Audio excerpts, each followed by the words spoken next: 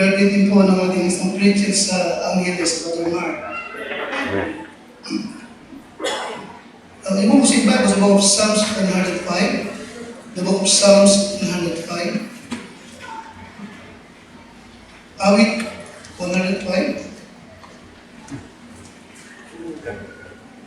Ang inumaga ay nais ko pong ipakita po sa inyo yung isang napaka-importanting bagay na magagawa natin sa Panginoon sapagat yung ang isa sa kanyang hangad na makita po sa atin pare-pareho.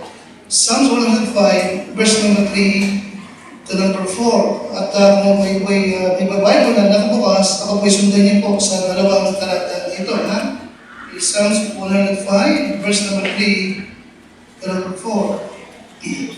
Alright, at muli po ay aking pinapalala, yung isa po nating nanay, yung nasa Panginoon na, si Nanay Presi.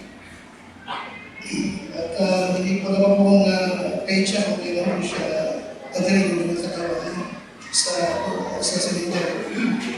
Okay, hindi na po kayo? 105, verse 3 to number 4. Verse number 3, Glory ye in His holy name. Let the heart of them rejoice that seek the Lord. Number 4, seek the Lord and His strength. Seek His face forevermore. Now seek the Lord. Yes, listen, the Bible shows the importance of seeking the Lord. Importante po ito sa ating buhay. Pero madalas, hindi naiintindihan ng maraming Kristiyano kung ano ang ibig sabihin ng salitang seek the Lord. And minsan, ikaw ba ngayong umaga? Yung ito bang mensahe nito about seek the Lord, nauunawaan mo? Listen again, the Bible shows that the greatest thing, kung mayroon mang pinaka-greatest thing na ating dapat hanapin, ay walang iba kundi ang ating Panginoon.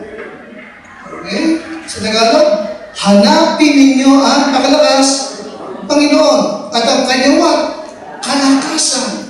Ano pa? Hanapin ninyo ang kanyang mukha, yung kanyang presensya. Diba nung siya? Hanggang kailan? Pakalakas? Magpakailanman. Nagpapakita po ito na sa pang-araw-araw nating buhay habang tayo'y nabubuhay sa mundo ito. Isa sa napaka-alagang gagawin mo siya to seek the Lord. Seek the Lord. Now, in chapter 9, verse number 10, chapter 9, verse number 10,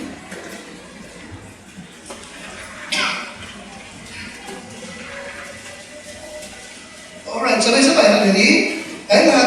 And they that know thy name will put their trust in thee. For thou, Lord, hast not what? Has not forsaken. Sino ang hindi niya pababayaan? Sino ang pinangako na hindi niya pababayaan? Pakalakas, sino yun? Sino niya pakalakas? Okay? Then that what? Lakas? Oh, then that seek the Lord. Now, importante ba sa iyong buhay na hanapin mo ang Panginoon? Importante ba? Anong pangako ng Diyos? Hindi kanya. Sino ang hindi mababayan? Sila na nagsisihanap sa Panginoon. Seek the Lord. Chapter 14, verse number 2. Sino niyo pa rin? Kung niyo po yung mga talata. At maging devotion mo ito, balik-balikan mo, ha? Alright, chapter 14, and verse number 2. Alright, nandiyan kayo?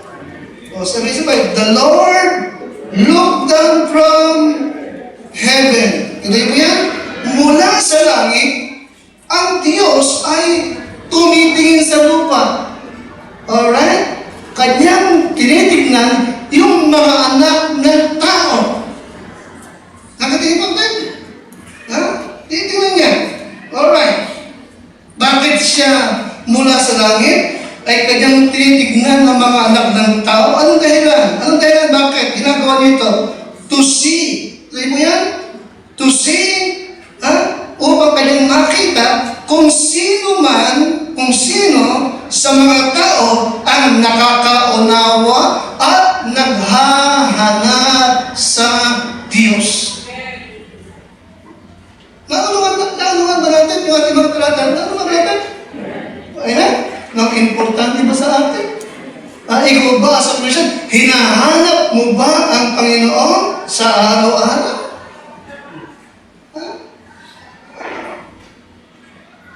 In chapter 34 and verse number 10, naandun ako kanina, binasa ko yung chapter 34 and verse number 10, at meron ako isang bagay na aking natutuhan in chapter 34 and verse number 10. Kanina, pumunta rito, binalik ko yung talata ngayon. Because saan nga ba yung talata na binabanggit na young lions? Yung mga young lions ay nagkukulang at nagugutom. Pero sila na naghahanap sa Panginoon ay hindi pagkukulangin. Natin ba? 34 and verse number 10. Tayo lahat. The young lions, paglabas, do lack and what? Suffer hunger. Alright? Nag-isip mo nila, the word young lions, nakikinig ka sa akin? The word young lions, naisip ko kanina, speaks of what? Strength and might. Ano yung sabi ng young lions? Nagpaliwanag ng what? Yes, lakas at giting. Hindi po ako? Bagamat ang young lions ay malakas at magiting, kinakapos din. Ano yung sabihin? Ano yung pangalawa? Dumadanas din ang lahat ng what? Ng gutom. Ngunit, sumunod, pangalawa, ngunit sila, pakalakas, na nagsisihanap sa Panginoon. Anong pangako ng Diyos? Hindi kukulangin ng anumang pakalakas, mabuting bagay. Maaaring wala kang pera ngayong umaga, pero masarap ang tulog mo kagabi. Maaaring hindi masarap ang almusal mo ngayong umaga, pero wala ka naman sakit. Ano yung sabihin? Huwag puro material, titingnan mo. Huwag mo sukatin ang blessing sa material na bagay lamang.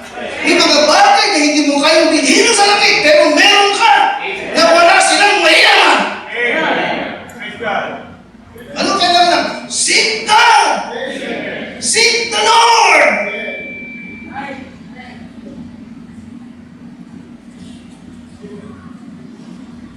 Now, the great things about seeking the Lord is what? May pangako siya.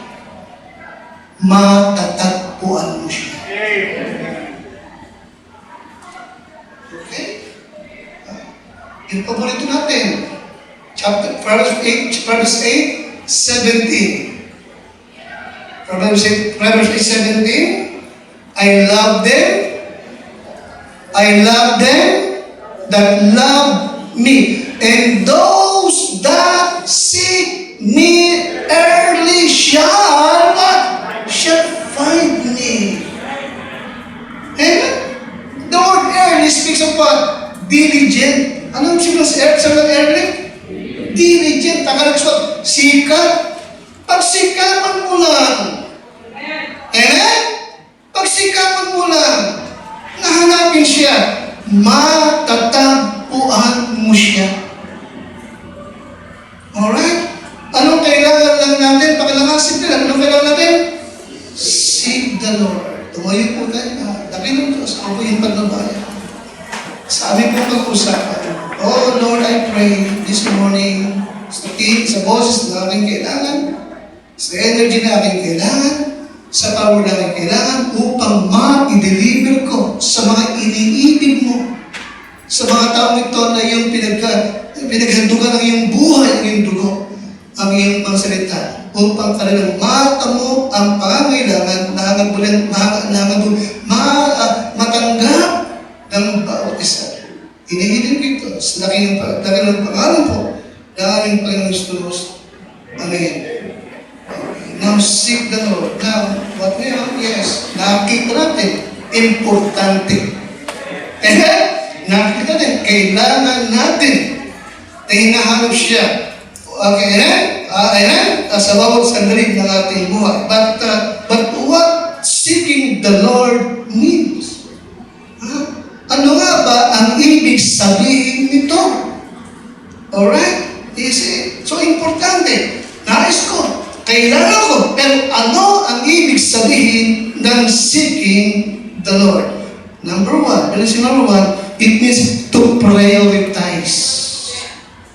Okay? To prioritize God above all else.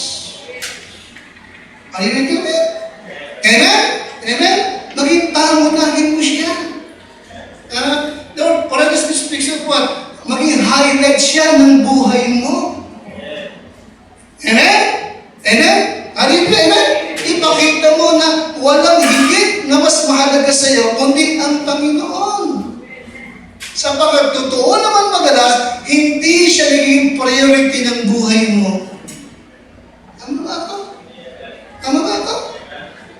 Oh, is pala niya. In Matthew 6:33, alam mo, pero ginagawa mo, Takas, Matthew 6:30, seek ye first what? The kingdom of God and His righteousness. Anong pangako niya? Di ba pangako niya, matatagpuan mo siya? And all these things are what? Oh, you see, matatagpuan mo. Sapagkat kapag siya priority mo, lahat ng iyong kailangan, ibibigay naman sa iyo. You see? Yes, you have to prioritize God above all else. In Jeremiah chapter 29 and verse number 13, ano po? Jeremiah 29 and verse number 13.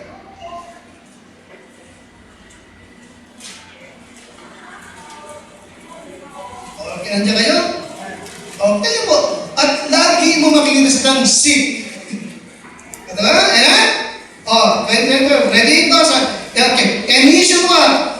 He shall what? Ye shall seek me. Anong mangyayari? Ha?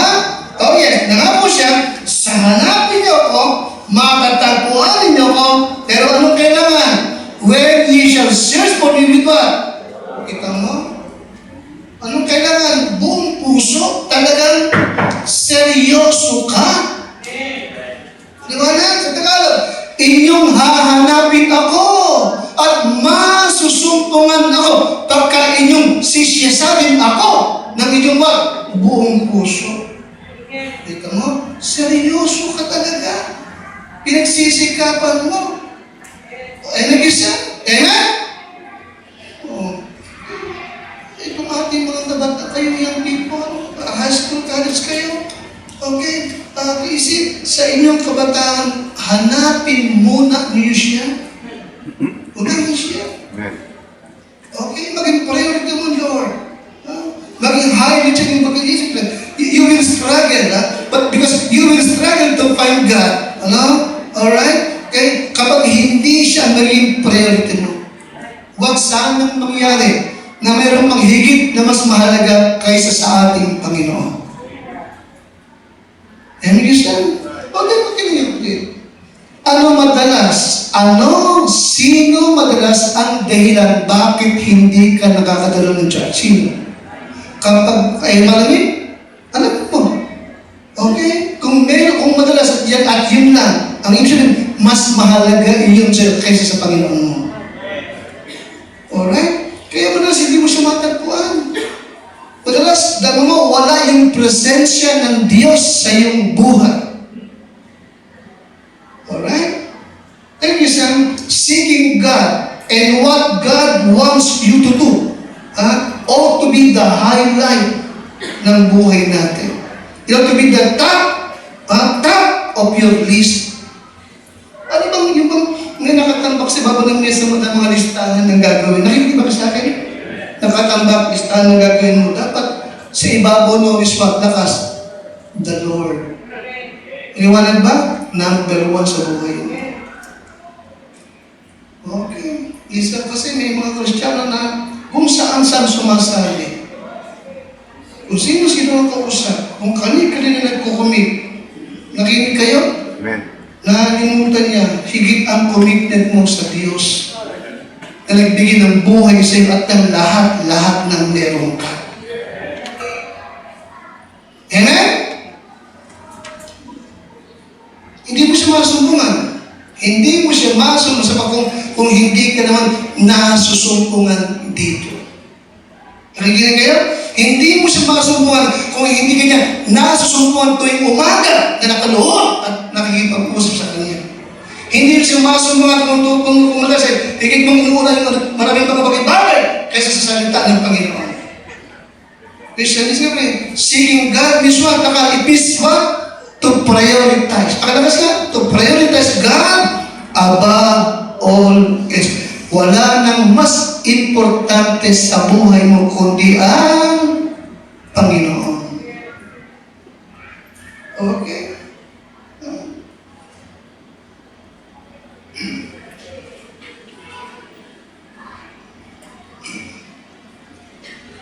Magsabihin ba? Hanapin siya. No, listen. Hindi ibig sabihin siya para siya yung susing na wala. Hindi. Again, Christian, seeking God's face means yung kanyang presence. Nakikinig kayo? Yung kanyang presence sa buhay mo. God is omnipresent. Nakikinig kayo sa akin? Ang Diyos ay nasa lahat ng dako. Amen? Omnipresent. He is always present sa buhay ng bawat mananampalataya.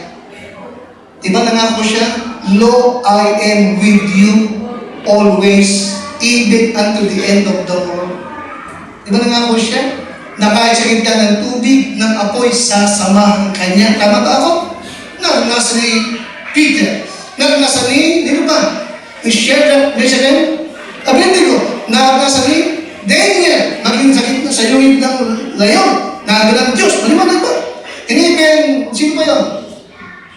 Jonah, na magisakyan ng isda sa gitna ng dagat na kasama ng Diyos. He's always there.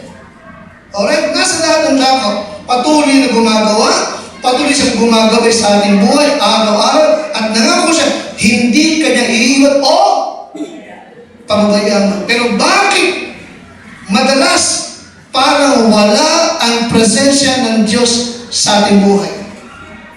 Tama? Pag kailangan pa, 2 times, sasabihin, seek God, seek the Lord. Bakit madalas? Ulitin ko, dahil maraming pagkakataon ng ating kaisipan, ating buhay, ay abala sa mga affairs ng mundong ito.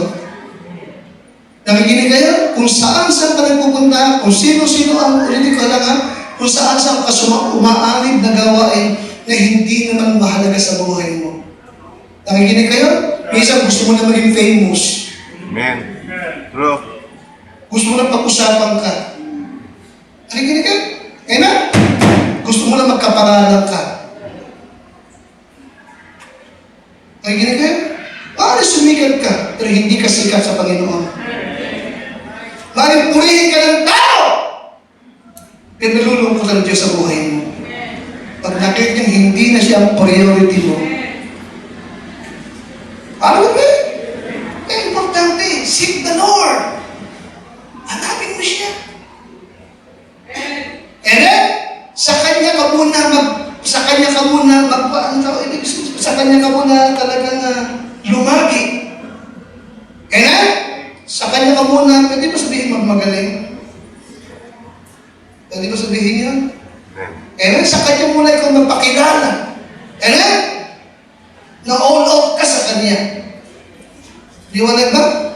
Sapagkat sa book of Daniel, pinakita, ang Diyos ang naglalagay sa taas at ang Diyos din ang siya nagbababa.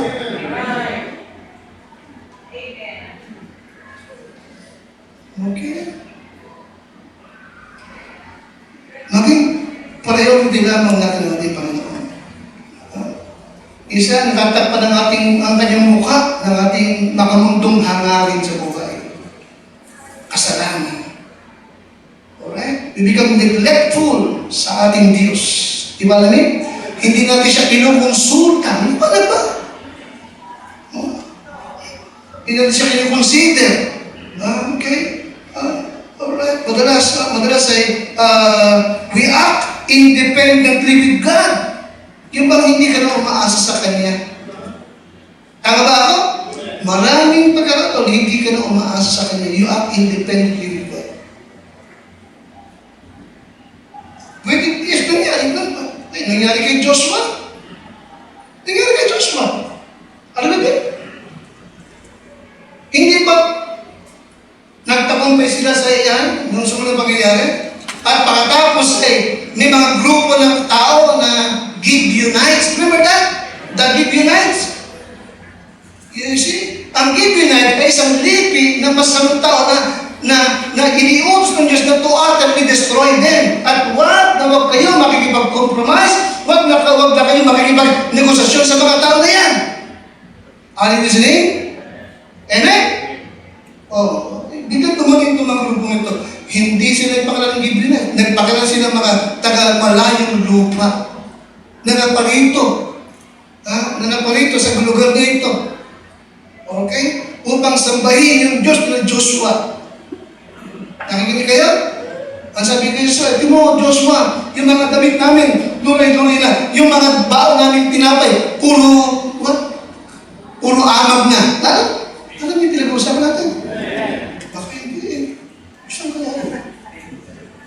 Gibeonites. At yung aming sapatos na bigay pa ng sister mo, eto, luray-luray na. Sabi ng Bible, si Joshua at ang Israel, hindi man lang kumonsulta sa Diyos. Kaagad silang nakipagtipan. Maliwanag ba? At nung matapos yung covenant, tsaka naribit, ito'y sila yung mga Gibeonites. At naging problema silang malaki ni Joshua. Naging cargo sila ni Joshua at ang Israel. Bakit? Bakit hindi sila kumonsulta sa Panginoon? Maging priority natin ang ating Diyos. Alright? Okay.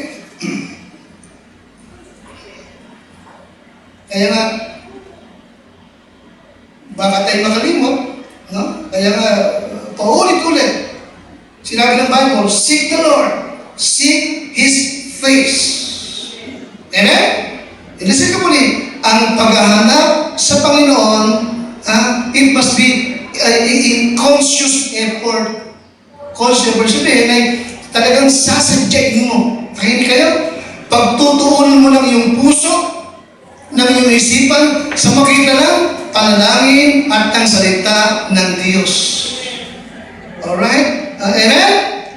Pagsisika. In Isaiah 55 and number 6, the Bible says, the book of Isaiah 55, number 6, sabi ka, di ba sa ito? Magandang talata ito. Call on the Lord while He may be found. Call Him upon find His name. 55:6. Okay, ready kayo? Ready? Basa. Diyan ka? Yes. Seek ye the Lord while He may be found. That's what? Call ye upon Him while He is near. Kita niyo po? Amen? Paano ang paghanap? By calling and pleading. Alright? At tawag at pagsusumamo ng mayroong pagsusulikat. Maliwanag lang ba rin? Maliwanag ba? Okay. Hindi mo siya kasi maging priority kung hindi mo pa talagang pagsusumikapan. Sikat. Alright, huwag kang maging convenient kasi kung kailan ka lang nakaluluwag, may panahon, hindi mangyayari, maniwala ka sa akin. Amen? When it comes to God, huwag mong hanapin lagi yung convenient time. Kailangan sikat. Call Him, seek Him while He is near. Alright? Secondly, Psalms 66 and number 8. Psalms 66 and number 8. The Bible says, if I regard iniquity in my heart, the Lord will not hear me. Alright? Yung aking talata, Isaiah 55, number 6 to number 7. Seek ye the Lord while he may be found. Call ye upon him while he is near. And verse number 7 na kayo? Number 7. Let the wicked what? Forsake his way. And the unrighteous man, his what? His thoughts. And let him return unto the Lord, and he will have mercy upon him and to our God, for he will abundantly what? Pardon. Ano yung pangatlo? Seeking the Lord means what? To turn away from sin. Alright? Turn away. Okay? Pagtalikod. Paglayo sa mga kasalanan. Amen, Christian? The believer who wants to find God in their life must get rid of the sin in their life. Wala sanang matagpuan siyang kasalanan sa buhay natin. Pare-pareho. Alright? And isa? Pagkatapos the believer na nagnanais na matagpuan ng presensya ng Diyos sa buhay niya, must get what? Narapat na alsin niya lahat yung kasamaan sa kanyang buhay. And isa? Huwag sana siyang makatagpo ng galit. Nakikita ba kayo sa akin? Galit, inis, sama ng loob. Ano pa? Pait, ampalaya, katam, lagare. Kasi pait Yung bitterness pait yun, di ba? Ano pa mapait? Ampalaya. Ano pa mapait? Mukha mo. Di ba? Mukha mo, pag galit ka. Alright? Nakikita, bibiro ang Diyos. Sabi, if I regard, sabi David, if I regard, kung magtatangi ako ng kasalanan sa puso ko, bakit? May mga pangyayari pa na with regard o nagtatangi tayo ng kasalanan sa atin mo. Yes, totoo. The word if I regard speaks of what? Speaks of what? Binibigyan mong katwiran yung kalokohan mo at kasalanan mo. Right. Gina-justify mo na sila kasi. Aba, yun ang salitang ibig sabihin sa regard. If I regard iniquity. Alright? Kaya nga kung nais mong matagpuan at maging mayaman yung proseso ng Diyos sa iyong buhay, yung kailangan, turn away from sin. Huwag kang magtay ng kasalanan sa iyong buhay.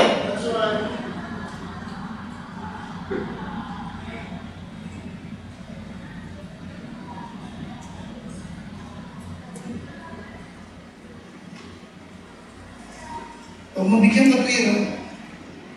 Okay? Huwag mong isisi sa iba yung pagkakasala mo. Amen? Sabi ni David, I have sinned. Amen. And I have sinned. Kasi sinabi mo si Jezebel kasi naligo. Labas ang puwet. Kaya ako nagkaganto. Di ba? Kasi nagising niyang madami. Kasi nakakaasar siya. Kasi ang tigas ng kanyang ulo. Ikaw hindi ka matigas ang ulo. Ano gusto ko siya kung makasamot ako? Kasi yung makakulang yan. Ikaw hindi ka lang yan. Eh bakit isa? Ang tigas ng ulo, ikaw hindi ka matigas ang ulo. Rebel, ikaw hindi ka rebel. Ano siya? Huwag ka magtami. Ang kasalanan sa iyong buhay.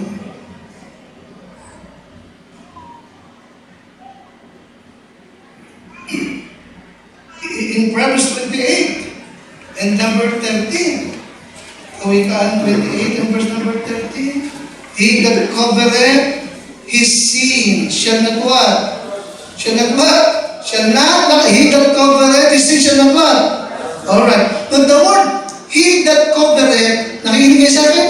Listen to me. The word he that covereth, katumbas yun nung if I regard iniquity. Pareho yun. Ang ginamit sa Psalm 66, what? If I regard. Sa Proverbs 1, covereth. Pinagtatapan. Pareho ang ibig sabihin. Binibigyan katwiran. Isinisisi sa iba. Pag ganun ka, anong sabi ng Bible? You shall not prosper. Hindi ka papatawarin. Hindi mo matatagpuan ang mayamang presensya ng Diyos sa iyong buhay. Amen? O anong kailangan? Anong kailangan sa kasalanan? Yung sumunod, baghuso. Nakas nyo, baghuso? Baghuso, confess it, and what? Forsake it. Then shall have what? Taka. Kita mo hindi ba? Nagagpil sa salita ng Panginoon eh. Ano ba? Eksakto sa ating pangailangan. Amen. Siyang nagtatakip ng kanyang mga pagsalansang hindi giginhawa. Maliwanag ba? Ang bigat ng loob mo, ang bigat ng puso mo, at ang bigat ng kamay ng Diyos sa buhay mo. Kaya hindi ka maginawa. Maliwanag? Hindi ka makahinga ng maayos. Amen? Parang barado lagi ang ilong mo. Saka puso mo. Maliwanag ba? Pabigat ang hakbang ng mga tao mo. Maliwanag ba? Sabi ni David, ang sasakit ng aking mga buto. Nabas niyo ba yun? Ang sasakit ng aking mga buto. Ano ba mo siya? Ang bagal sa pangkat si David, he silent. Nanahimik siya. Okay? Hindi siya agad na-confess ng kanyang kasalanan.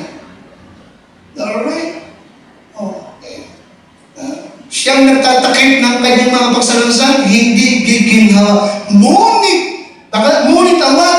Nagpapahayag at nag-iiwan ng mga yon ay magtatamo ng what? Pakalakas, ng awa ng Panginoon. Alright? Speaks of what? Presence of God. Okay? And what it means to seek the Lord. Number one, prioritize Him. Number two, turn away from sin. Turn away from sin. Kasi lahat ang kasamaan sa iyong puso. Amen? Upang guminawa ka. Alright? Gumaan ng iyong loob. Makalaya ka. Nakikinig ba kayo? Makalaya ka. Alright? Number 3, Psalms chapter 10 and number 4. Chapter 10, number 4. Okay, binibilis mo pa lang. Psalms chapter 10 and number 4. Okay. Nakukuha niyo po yan mga talata? Amen. 10:4. Okay, ready? Ready, basa. The wicked, through the pride of his countenance, will not seek after God. God is not in all his thoughts. Bakit? Because of what? Because he is full of pride. Kita mo? Ang masama sa kapaluan ng kanyang mukha ay hindi niya sisisatin ang lahat. Ano sabihin? Number 3. Okay? Seeking involves humility. Okay? Seeking the Lord involves what? Lakas, humility. Kita mo? Huwag makatagpo ng pride sa buhay natin pare-pareho. Alright? Teka, bisa ilagay niyo dyan, ha? Humility is essential to seeking the Lord. Pakalakas ka? Pakalakas ka? Pakalakas ka? Sabi ko, humility is what? Oh, it is essential. Kailangan yan. Sa ating paghanap sa Panginoon. Alright? Kababaan loob. Amen? Pagpapakumbaba. Naalala ko yung quotation na tawag yun, pride hates correction, and rebuke. Amen. Amen? Pride hates what? Okay, para mo kung meron mong pride, magbaikot, nagkasabihan, kinokorek, galit ka. Okay, pangalawa, pride accept praises na hindi naman para sa kanya. Amen. Ano yung pangalawa? Pride accept what? Praises that he did not deserve. Amen? Hindi ba sa atin, as a Christian, natin ko papurihan lagi ang Diyos sa lahat ng ating tinatanggap. At kung ano kumangin, batid mo, Diyos ang naglagay sa itiyan. Hindi ba? Oh. You see, kaya nga, seeking involves what? Humility. Kababaang loob. Alright? Kababaang loob. Naalala niyo sa Luke chapter 18, yung Pariseo tsaka Eskriba na pumasok sa templo para mag-pray? Yung Pariseo mga big time yun eh. Para yung sila subiri. Mga big time. Saka sino ba? Pasok sila sa templo, di ba? Ano ba yun? Super religious yan. Sabi Lord, salamat. Hindi ako masamang gaya ng taong yun. Ako'y laging ganto. Talagang pinuri niyo niya sarili. Alam ba yun?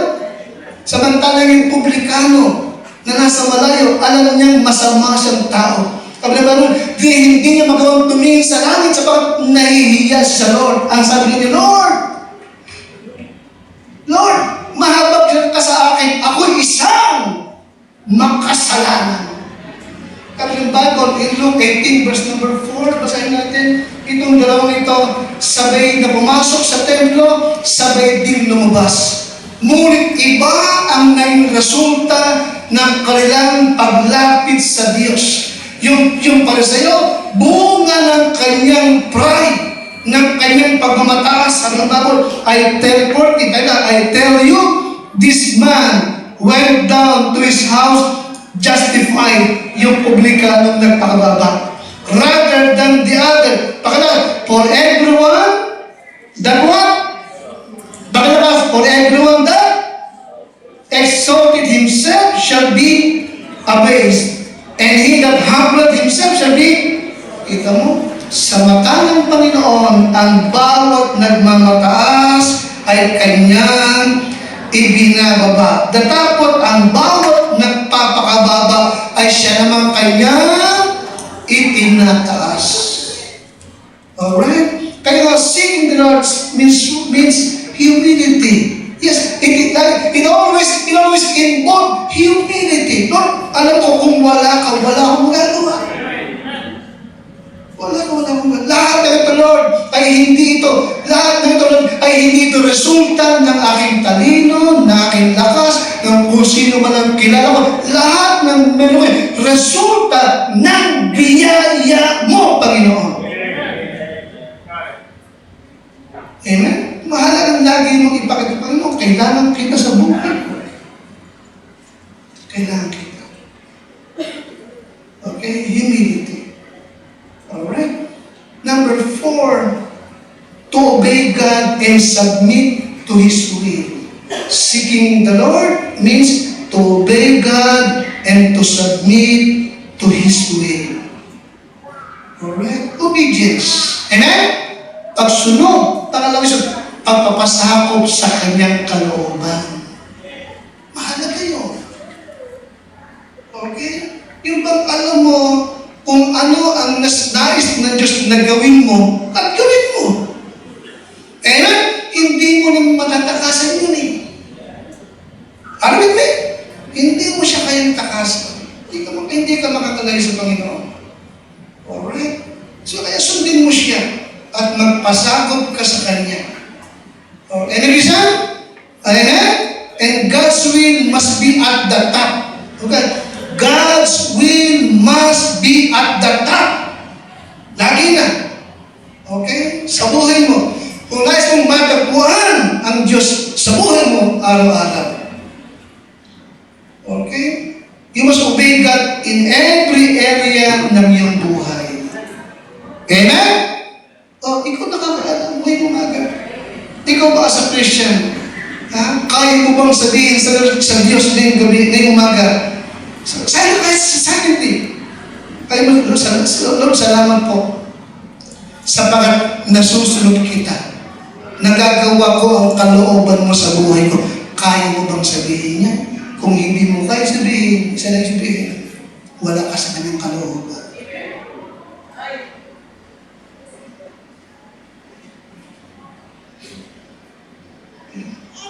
Obey God and what? Obey God and what? Submit to His what? To His will. Okay. Para sabihin mo, nasusunod ka naman sa Kanya. Nakikinig ka sa akin, ha? Para sabihin mo, nagagawa ko naman ng Kanyang kalooban. Pero, ito lang kasi, nahirap. Ano yung ibig sabihin? Naglalagay ka ng line.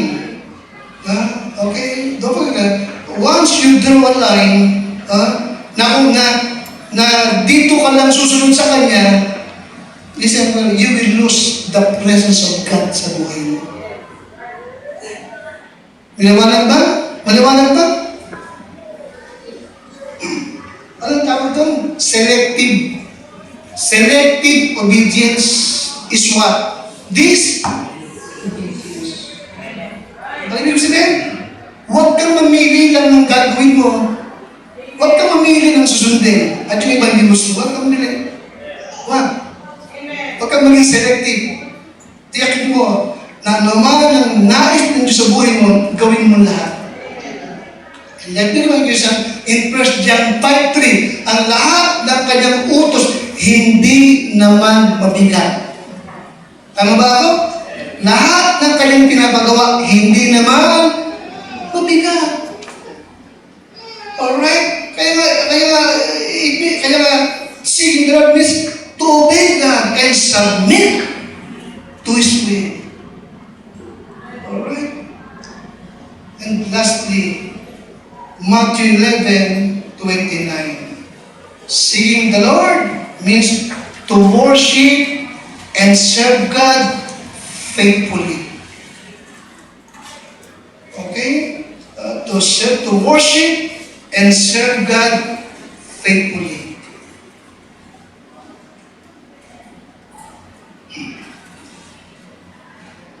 Kaya mag-obey, maging masunurin tayong anak ng Diyos. Sabi nga siya?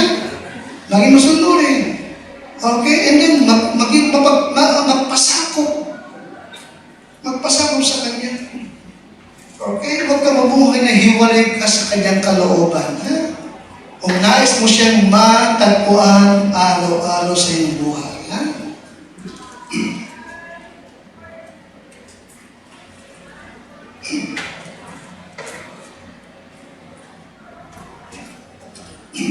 Ano yung number 1? Na ibig sabihin ng seeking the Lord? Ano yung number 1? To prioritize God. Ano yung pangalawa po? Turn away from sin. Pangatlo po? Humility. Humility. Okay? And then, obey God and submit to His will. Okay? Amen? Huwag makatagpo sa atin ang kasamaan sa buhay natin. Amen? Sige mababa. Okay?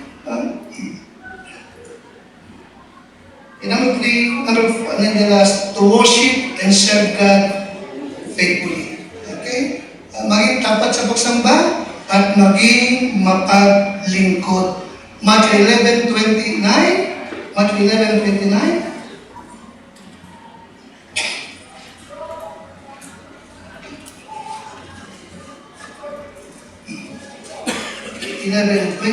Alright, take my yoke upon you and learn of me.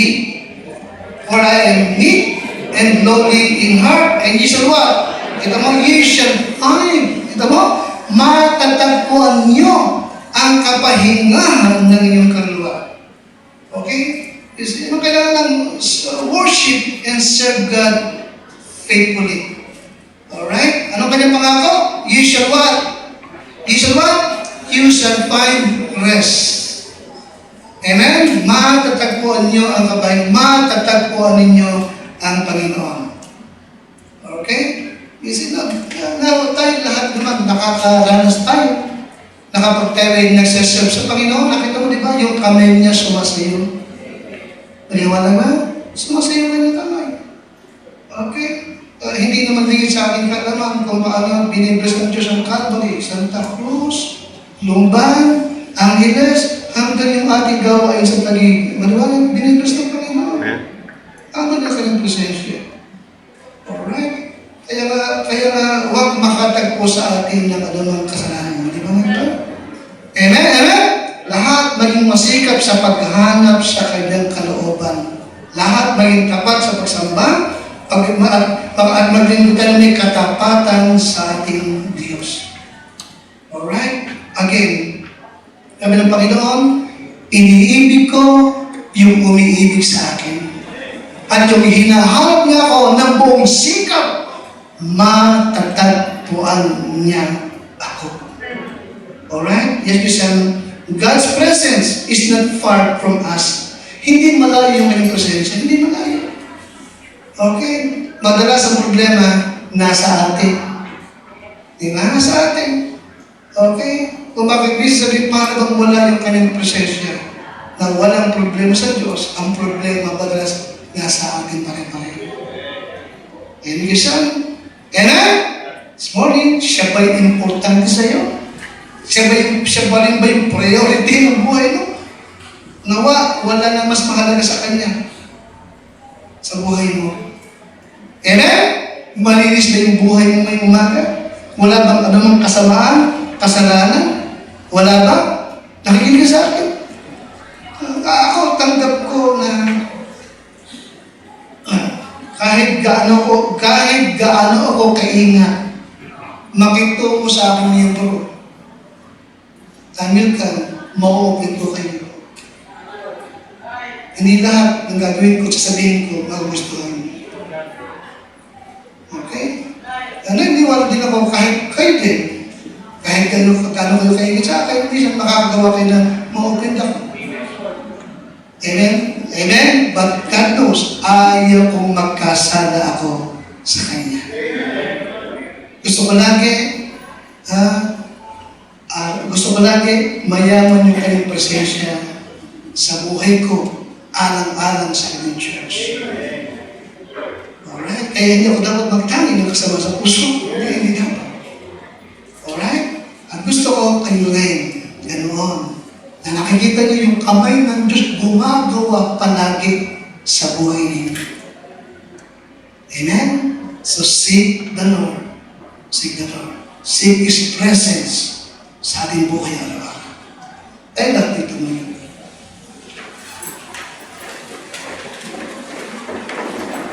Panginoon, salamat po sa iyo.